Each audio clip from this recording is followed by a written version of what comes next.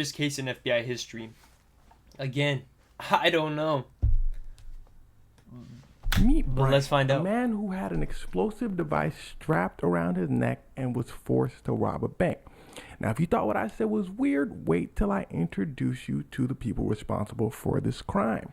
Now, this part right here is a YouTube exclusive, this explanation, because I can go into a little more detail about our cast of characters. Now, the people who committed this crime are named Will, Marjorie, and Barnes.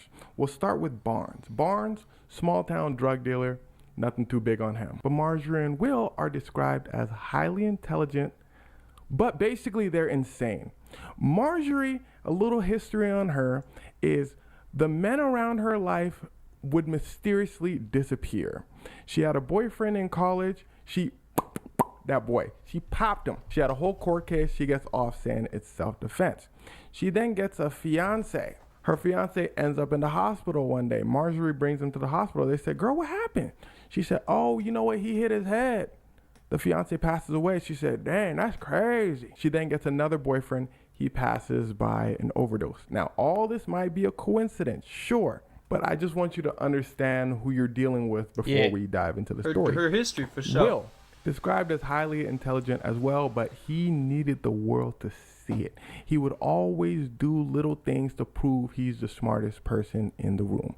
Take note of all of that. We about to jump into the vertical style video, but this is going to give you a little bit of insight into why crazy things are about to happen. All right, lock in. And just remember, their names are Will, Marjorie, and Barnes. One day, Marjorie said, hey, y'all, I'm broke. They said, all right, girl, what you finna do to get some money? She said, my dad's rich. If I him, I'm finna get some money.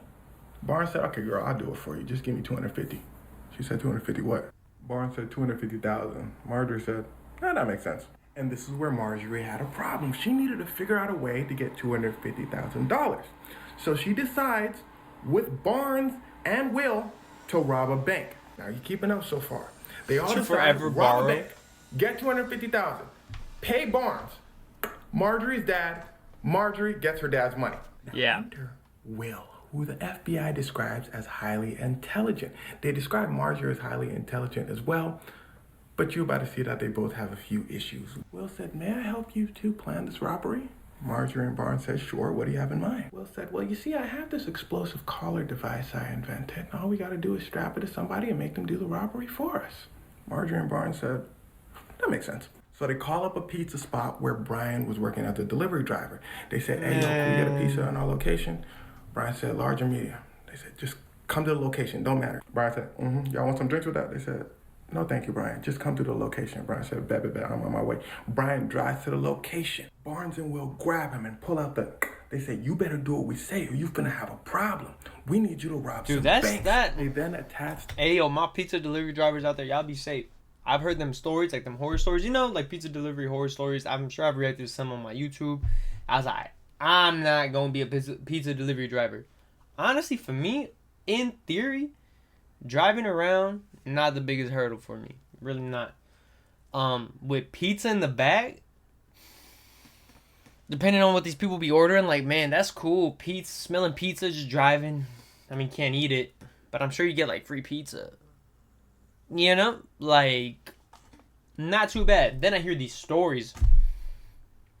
And then I'm like, yeah, no, that's not, I'm good. So, I mean, this is one of them, honestly. Just, like, you know? Like, it's real.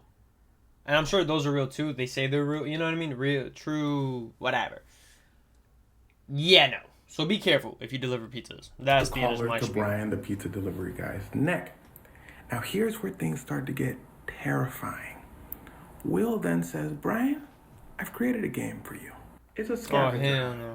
After you rob the bank, you must find 4 keys. These keys will unlock your collar and you will be freed from the explosive device. Now, if you cannot find these keys, then this timer will go off and kaboom. Brian says, all right. See, another strange part of this story is Brian's calmness throughout the situation. He said, all right, I'm on my way. I'll go do it right now. Brian goes to the bank. He waits in line patiently for his turn. Goes to the teller and says, yo, they about to, blow this thing. Can you give me 250,000? I got 15 minutes. The teller says, yo, they about to, blow this thing. Can you give me 250,000? I got 15 minutes. The teller says, Brian says, also I have this that's shaped like a cane that the guy who invented the collar also invented. So can you just... The teller said, I'm sorry, sir, is that a lollipop in your mouth? Brian was sucking on a lollipop. He said, oh yeah, I just saw some in the front. Just help myself, excuse me.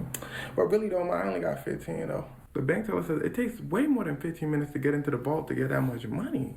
That's bank robbery 101. You stupid? Regardless, you seem like a chill guy. Let me just give you the money in the cash register. It's about $8,000. Brian said, you did the best you could. Yeah, I'll just take the $8,000. Appreciate you. Takes the money. He starts swinging the money in the cane without a care in the world. On camera. Walks out the bank. They call the police. They say, yo, we just got robbed. Police say, by who? They say, oh, really chill guy. We on our way. They pull up. They see Brian chilling by his car looking at the scavenger map. He said, where are we going? They said, excuse me, sir, put your hands behind your back. He sits cross-legged. He said, nah, y'all don't understand. Like, I don't got that much time. Like, I got about 15 minutes. This thing about to go off. Police rush behind their cars. They said, oh, no, he tripping. Say that again. Brian said, look, I got to complete this scavenger hunt, Brody.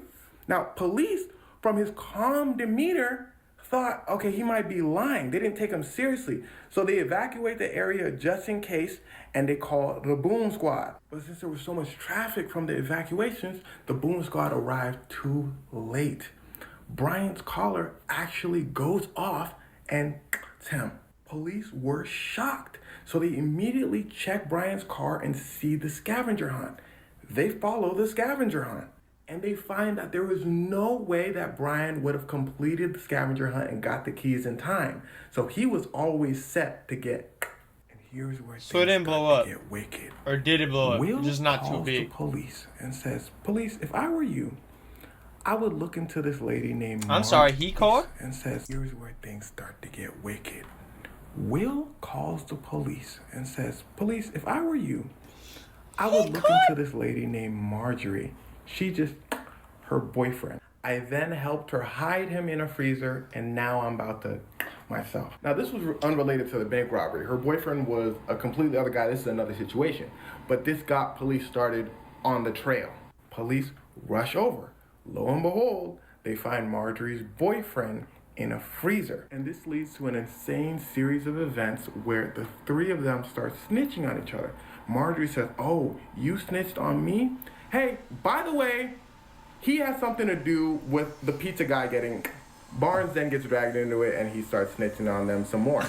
Will passes from cancer before he can see any jail time, before the police can really hone in their investigation on him. Barnes strikes a deal with the FBI, so he gets 22 years in prison.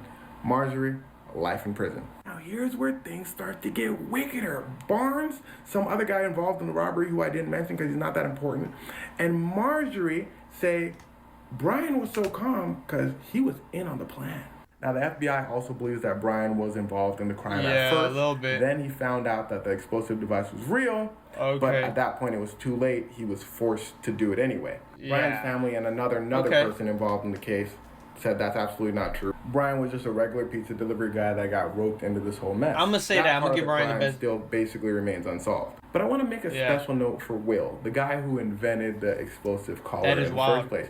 As an FBI analyst puts it, he doesn't think this whole thing was about robbing a bank. Like, at first it might have been, but at some point the three criminals lost the plot. And that's what makes this whole case so strange. An FBI analyst says that Will loved to prove how smart he was. And this whole case was an elaborate game to do just that. To prove how smart he was. A scavenger hunt. But then at the end of the game, the participant gets...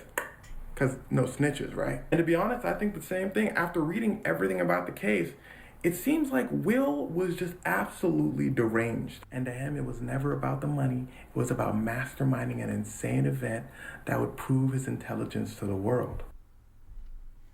Oh, that's it. Okay. The beauty bar that stood the test of time, nourishing every curve with one. Let me know if y'all like these kind of things. That I kind of like that. I kind of enjoy that. Watch the full video. Your skin. Or watch his video. The Dove Beauty Bar. Original in Shaped by your beauty since 1957. Okay, I'm just watching the Dove commercial.